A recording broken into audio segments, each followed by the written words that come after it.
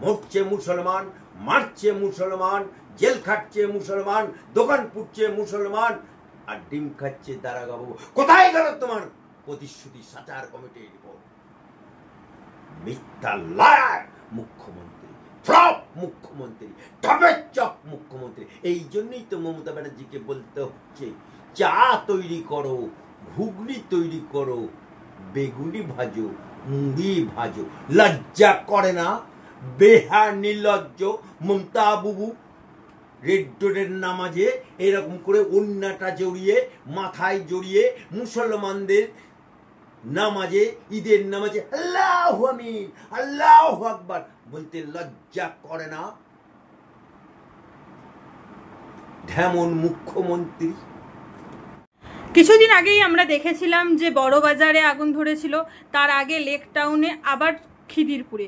কাল আমরা দেখলাম যে এক দুর্ঘটনা ঘটলো যেখানে প্রায় 1300 দোকান পুড়ে গেল। তাদের দায় কে নেবে? তারা কি খাবে, কি পড়বে? সরকার কি নেবে তাদের দায়? কি বলবেন এই বিষয়ে? এই দিদির সরকার, এই মমতা আপার সরকার, এই মমতা বুবুর সরকার, এই মমতা খালার সরকারের শনিদশা চলছে, শনিদশা চলছে। তাই তো লেক টাউনে আগুন, হাওড়া মোংলাহাটে আগুন, বড় বাজারে আগুন, আর আজ খিদিরপুরে 1300 থেকে 1400 দোকান পুড়ে ছাই হয়ে গেল। Mayor K? কলকাতা का মেয়র কে? ফিরাদ হাকিম। ফিরাদ হাকিম, হুইজ ফিরাদ হাকিম? এই সেই ফিরাদ হাকিম যার মেয়ে রাস্তায় বেরুলে বলে চোরের মেয়ে যাচ্ছে, চোরের মেয়ে যাচ্ছে। এই সেই ফিরাদ হাকিম যে হাত পেতে গেঞ্জি পরে টাকা নিয়েছিল। এই সেই ফিরাদ হাকিম যে বলে 30% আমরা, আল্লাহ যদি করে 70% হয়ে যাবে। দাউদে ইসলাম। এই ফিরাদ হাকিম যখন প্লেন দুর্ঘটনা ঘটল, উনি তখন বলছেন প্লেনের ইঞ্জিনিয়াররা বলতে পারছে না, প্লেন দুর্ঘটনার বিশেষজ্ঞরা এখনো পর্যন্ত নির্ণয় করতে পারছে না। কেন্দ্রীয় অসামরিক বাহিনী একটা বিশেষজ্ঞ দিয়ে নিয়ে কমিটি করেছে, সেখানে ফিরাদ বাবু ইঞ্জিনিয়ারের মতো কথা বলছে। কি না বিমানে এসি ছিল না। আরে তুই কি ছিলি বিমানে? নাকি তুই ইঞ্জিনিয়ার? হ্যাঁ, আপ क्या होगा রে ফিরাদ হাকিম? 1400 লোকের দোকান পুড়ে ছাই হয়ে গেল। মহেশতলার ঘটনাকে বলল তুচ্ছ ঘটনা, সাজানো ঘটনা, প্ল্যানের ঘটনা। এখন যে দোকানগুলো পুড়লো, মুসলমানদের তারা খাবে কি? আল্লাহকে নাম পার দে দে বাবা বলে ভিক্ষাইবে? তারা তো সব গদগদ মুসলমান, তারা তো সব তৃণমূল, তারা তো সব মমতা আপার তৃণমূল, তারা তো মমতা খালার তৃণমূল, তারা তো তোমার তৃণমূল, দাউদে ইসলামের তৃণমূল। তা আজকে এই দায় নিতে হবে ফিরাদ হাকিমকে, এ দায় নিতে হবে তৃণমূল সরকারকে, এ দায় নিতে হবে মমতা বুবুকে, এ দায় নিতে হবে মমতা খালাকে, এ দায় নিতে হবে মমতা আপাকে। ঘটনাটা ঘটে প্রায় রাত 1টার সময়, কিন্তু এমার্জেন্সি নাম্বারে কল করায় কোনো পুলিশ বাহিনীকে পাওয়া যায়নি এবং 1 ঘন্টা থেকে 1.5 ঘন্টা পর দমকল এসে হাজির হয়। কিন্তু ওখানে দমকল মন্ত্রী বলছেন যে রাস্তা জ্যাম ছিল, তাই দমকল আসতে 1.5 ঘন্টা দেরি হয়েছে। কিন্তু ঘটনাটা ঘটেছে 1:30টার সময়, তাহলে কিভাবে রাত্রে এত রাস্তা জ্যাম হতে পারে? বাহানা ছাড়া এটা কি বলবেন এই বিষয়ে? দেখুন,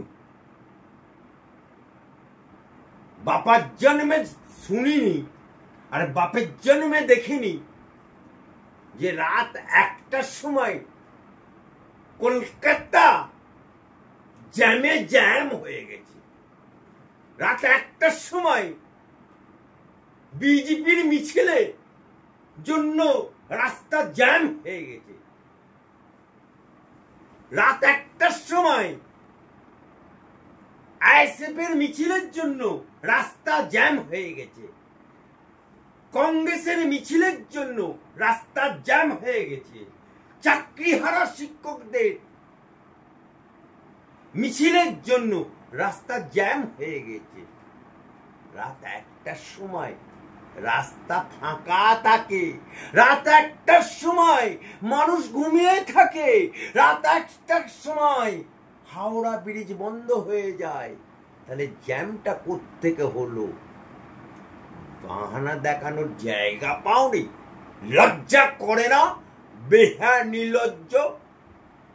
আমরা দেখছি যে একটার পর একটা ঘটনা ঘটছে, তারপর সেখানে মন্ত্রীরা যাচ্ছেন এবং বলছেন এটা একটা ঘটনা, আমরা অবশ্যই এর তদন্ত করব। তদন্ত কিন্তু কোনো আসে না, কিন্তু ঘটনা ঘটেই চলেছে, যার ফলে দিনের পর দিন সাধারণ মানুষ মারা যাচ্ছে। কি বলবেন এই বিষয়ে? বকটুয়ে ঘটনা ঘটেছিল। মমতা বাড়িকে আগুন ধরিয়ে দেওয়া হয়েছিল। পেট্রোল জ্বালিয়ে তৃণমূলের লোকের আগুন ধরিয়ে দিয়েছিল। তারপরে 1.5 ঘন্টা পরে পুলিশ গেছিল। তদন্ত আজও পর্যন্ত তদন্ত কমিটি রিপোর্ট দিতে পারল না। আনিস খানের হত্যার তদন্ত রিপোর্ট আজও পর্যন্ত জমা হলো না। 70% আমরা, 30% ওরা মেরে গঙ্গায় ভাসিয়ে দেবো। হুমায়ুন কবিরের তদন্ত আজও শেষ হল।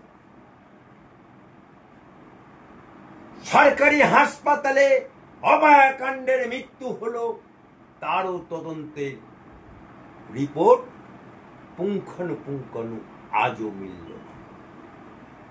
আগুন বড়বাজারে আগুন ধরল, তদন্তের রিপোর্ট আজও এলো না। মংলা হাটে হাওড়ায় পুরো ছাই হয়ে গেল দোকান, তদন্তের রিপোর্ট আজও হলো না।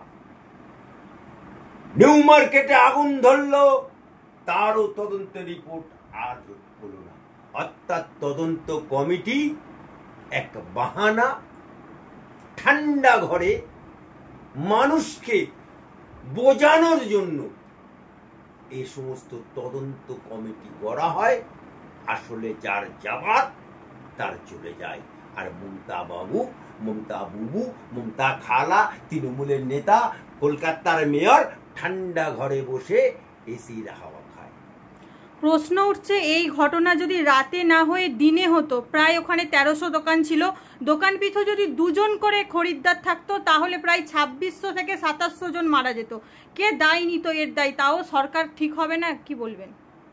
ये सरकार निकम्मा सरकार, ये सरकार ध्वजभंग सरकार, ये सरकार लुटेरा सरकार, ये सरकार शिक्षा चोरी सरकार, ये सरकार रेशन चोरी सरकार, ये सरकार बेआईनी बिल्डिंग बनानोर सरकार, ये सरकार পুলিশদেরকে নাকাম্মা বানানোর সরকার, এই সরকার চাকরি খেকো সরকার, এই সরকার দোকান পোড়ানোর সরকার, এই সরকার মানুষ খেকো সরকার, এই সরকার মুসলমানদেরকে নাক করো। মমতা ব্যানার্জি যদি বাপের বেটা হও, বাপের বিটি হও, তাহলে আমি অ্যাডভোকেট আলী আব্দুল চাঁদ আমার কথার জবাব দেবে।